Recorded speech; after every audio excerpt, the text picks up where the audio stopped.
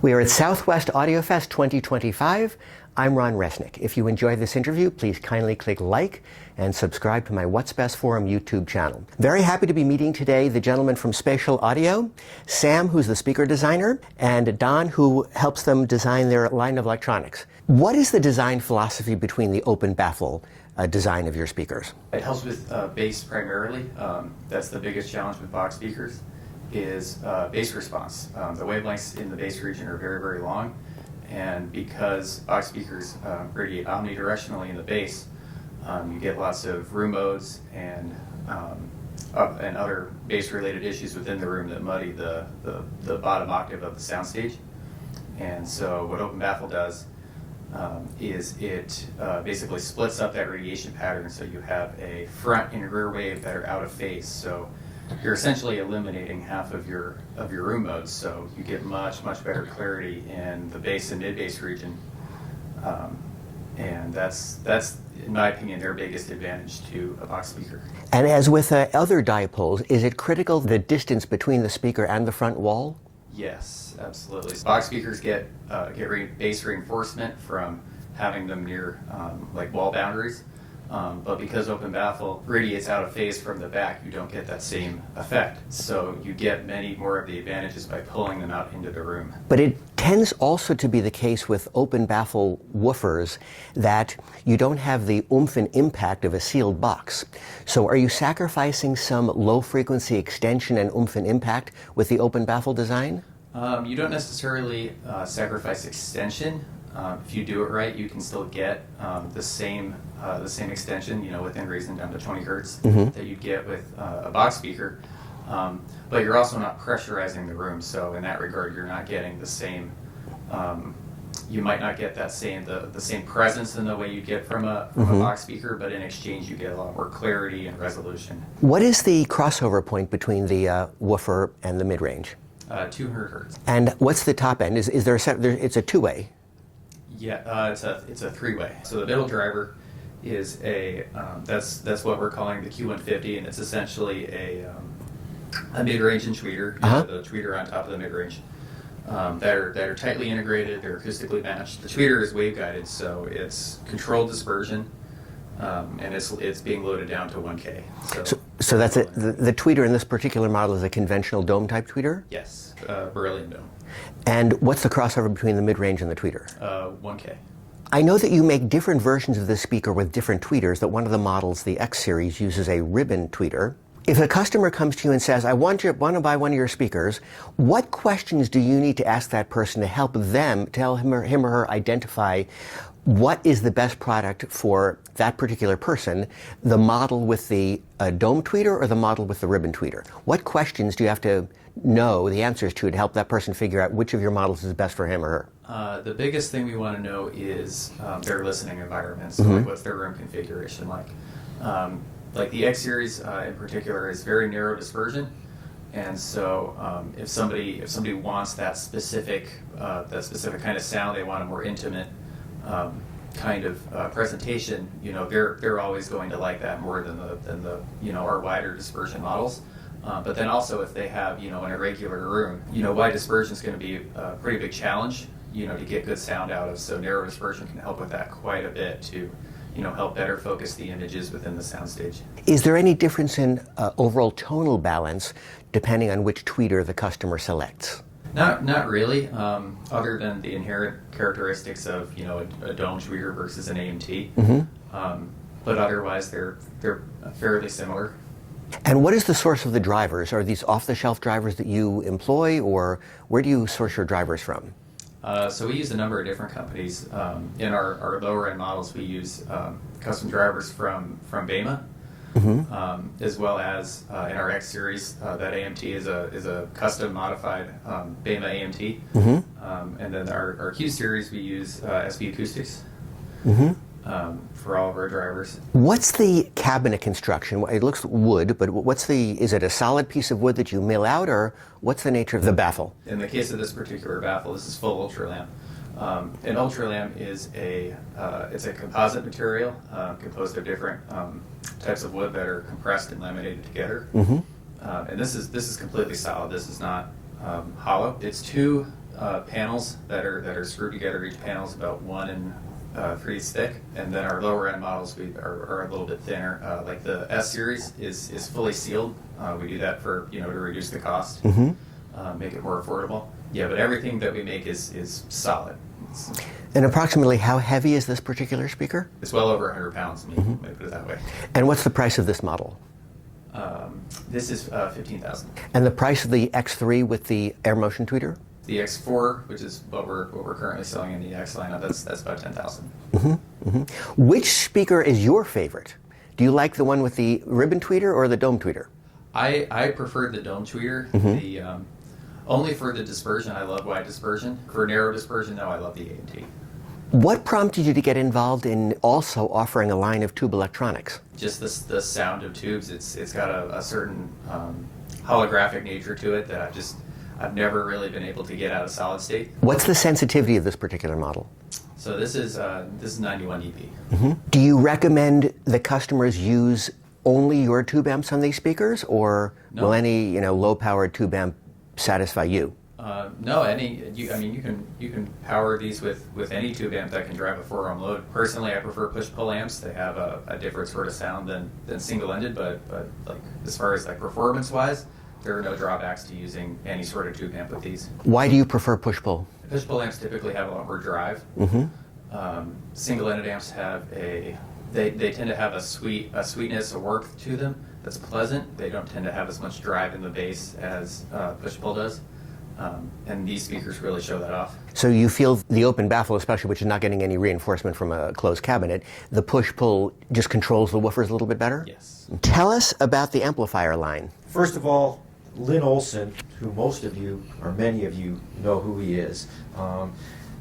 These are basically his designs that are been brought into the last few decades with all the parts and custom transformers that we can get. The whole system is fully balanced all the way through. XLR.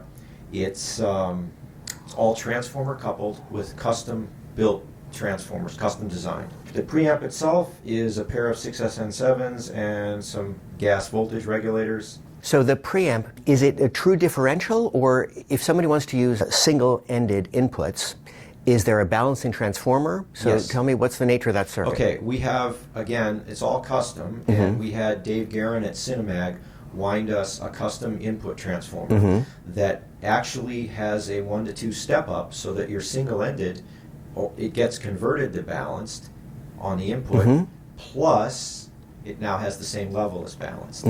And the transformers are superb. They're dead flat from something like 18 hertz to 25K, and they're studio grade. With the preamp, you get 2 RCA inputs and you get 2 XLR inputs. And the XLR inputs have the advantage of going basically through the Cosmo attenuator and then straight to the tube grid. The RCA inputs go through the transformer, then they continue on. Which connection do you prefer? Which do you think sounds better, using the single-ended or using the balanced? I used to build all single-ended gear, and when Lynn and I started doing this project about 3 years ago, and I converted completely to XLR, and I will never own anything single-ended again. Why is that? Dynamics, there's more there. It's just a little more dynamic. For example, I have a Lampesator Pacific 2 in my system, and I will occasionally test single-ended things, or I'll test the single-ended output from that into this preamp. It's really good because the preamp has relay input switching, and you can do it from your chair. The levels are the same, but you can tell the balance is just a little more dynamic. So I will always take a balanced system. And what's the gain specification on the preamp? It's about 5 times. The 6SN7 is a gain of 20 times, and it's a 4-to-1 step down. What stock tubes do you sell with the preamp for the 6SN7? I think they're selling this. They're giving the Shiguang, the big WE6SN7 Plus. That's the base tube, and I think you can have the Linlai as well. There's a line of tubes that have recently gotten going, the Ray tubes, which are essentially hand-selected and built to their spec, and they're the Pavane gray bottles, which I never found to be the most wonderful, reliable tubes, but they sounded good. But the Ray ones are amazing.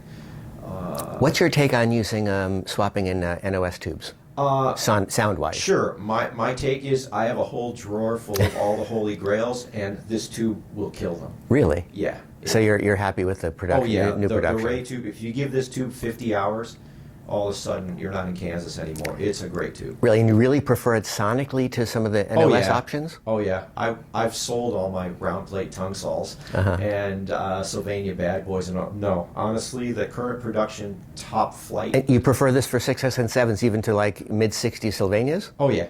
Yeah. Okay. It's if you give these tubes 50 to 100 hours, they are just superb, and you can buy all of them you want. Now let's move to the amplifier, please. Okay, so the amp is Lynn Olson did an amp called the Karna years ago that had multiple chassis, and this is an updated Karna that fits in one box. It's a push-pull 300B. The input tube is a 6SN7. The driver is a KT88. It is fully transformer coupled. Again, custom interstage transformers wound for us by Dave Guerin at Cinemag through a number of prototypes to get what we wanted. It has a couple of gas regulator, good old VR tubes that well, let's go backwards. The reason this amp sounds like it does is everything in it is regulated power supplies. Everything in it is film caps where there's any kind of a power supply cap. And so it's basically a CLC into a MITA regulator. And there's one MITA regulator that runs the 300B pair and another one that runs the front half of the amp. So if the power tubes are getting close to clipping, the front half of the amp doesn't even know it. And then the input tube is further isolated from the driver tube by the VR tubes. And the amp is basically flat, it's zero feedback, and there's nothing in the signal path. It's just copper wire, transformers, and tubes. What's the output power of this dual? 24 watts. Why did you choose to use a push-pull design rather than a distortion cancellation? Class A. Also, output transformers are far better for push-pull. The single-ended, you have to gap because it's a single-ended amp. I've been building amps since I was 16, and I've never built a single-ended amp that can touch a push-pull amp when done properly. You don't feel you're losing any naturalness or purity with the crossing distortion? No. And I would say that this amp, it sounds like 200 watts. We've had it on 85 dB speakers. It will drive them. Not that I would recommend that. I would say if you've got 88, 89 dB speakers, 4 ohm or higher, and they don't dip to 1 ohm, you're not going to drive Wilsons with these. No. But everything that Sam and Spatial makes is tube friendly. These are 91 dB, and they're 4 ohm, and this amp, you can't clip this amp. What are your thoughts on different 300Bs for the output? Again, I've made my way through them. The one tube I have not heard is the WE, the modern current WE. And so I have no comment on that. People love them. I'm sure they're great. I've heard both. I've heard the Linlai WE copy. It's about $1,000 a pair or whatever, and they're really good. The Ray tube is really better. This is the best 300B I've heard. This Ray tube Reserve 300B. However, I have not heard the WE, so I can't make that comparison. The amps, to me, sound fabulous. They have all the purity of the single-ended amp in the mid-range and all that, but they have highs and they have lows, and they will grip these woofers like iron. And that's why I like push-pull amps, because I like bass too. So you've never considered like a parallel design? 2 300Bs, 4 300Bs? Push-pull is way better than parallel push-pull. Okay. What's the next new product, either speaker or electronics, we should expect from Spatial? On the amp front, what we're going to do is make a balanced KT88 amp that'll be an update of my old Kootenai amp. It'll be essentially the same kind of circuit that's in the Blackbird, but the output will be KT88s in triode. It'll probably be 30 to 40 watts a channel, and it'll have a DHT driver tube. How will you think that sound different than this? I think it will get you a long way towards this, but it won't have that. 300Bs are amazing. If the problem with 300Bs is most people don't have a good driver stage and they don't have a good power supply. But if you have a really good power supply and a really good driver stage, those things can deliver something like half an amp instantaneously for the pair. And a KT88 will sound slightly more veiled compared to a DHT output tube. So, but a KT88 is a great tube, and you'll be able to sell the amp for a price that more people can afford. Any new speaker designs coming down? Yes, we have 2 new models that we're hoping to come out with by the end of this year. We're coming out with a smaller version of the Q3. It'll be the second model in the Q series lineup, consisting of 2 12-inch woofers instead of 2 15s. And then this middle driver will get moved to the top, so this will be a smaller, more approachable speaker for most people at a bit of a lower price point. And then we're also going to come out with another model in our S-Series lineup, very similar to the S4, but with a powered bass section and higher sensitivity. So that'll be much better for people with like lower wattage tube amps. Well, great to meet you, gentlemen. Thank you, and best of luck with the Spatial Audio line. Great. Thank you. Thank you.